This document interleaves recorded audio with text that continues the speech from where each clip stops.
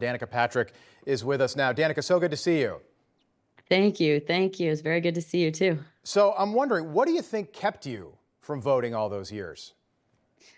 Well, I mean, in sports, it's just an environment where there's two things that you're not really supposed to talk about, and that's politics and religion. So I just didn't get interested in it. I just went through a phase where I was working really hard, and then I didn't watch the news for a long time. And I really kind of thought to myself that if I didn't participate in the drama and everything that went on in the world, maybe then my reality would be that of one that wouldn't let it exist. Like, as if I didn't pay attention, it wasn't there. And then I did something so simple as you showed. I posted those pictures and said, I love this country. And I was attacked for it and judged for it. And that was literally the turning point. At a turning point event, that was the turning point. I just thought it was so absurd that we can't say that. And, I think back to being a kid, I think back to being a teenager, and I had this really cool leather jacket that had American flag on the back, USA down the arm. I've always loved the American flag.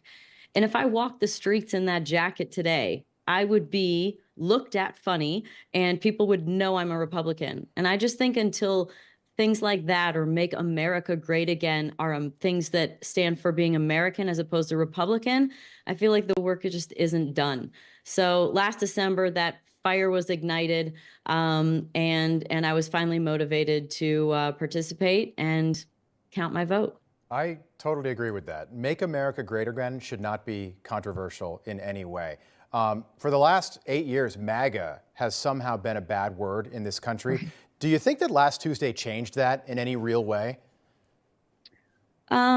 I mean, I think to some degree, although I did see a very funny video on social media where there was somebody that walked down the street in New York with America, Make America Great hat again. And mostly the women sort of gave this guy a bad look. And so obviously it's not totally cleaned up. Right.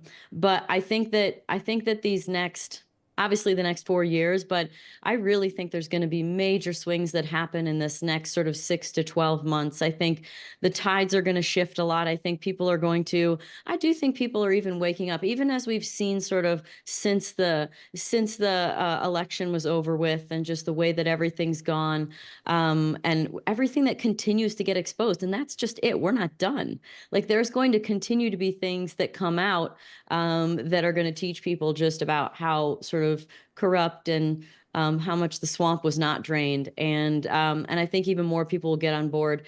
And also over time, people are going to see their bank accounts more full. They're going to see prices of things go down. Hopefully houses become more accessible for people. And just generally the comfort of living will come back to them. And even if it wasn't what you thought would be the right direction, I think that in some amount of time here, some short amount of time, I think that people will come around to realizing that it's okay. In fact, it's going to be great. Make America great again. I'm with you. Danica, I'm going to ask you a question, something you've never done before. Don't Okay. answer if you don't want to. Do you see politics in your future?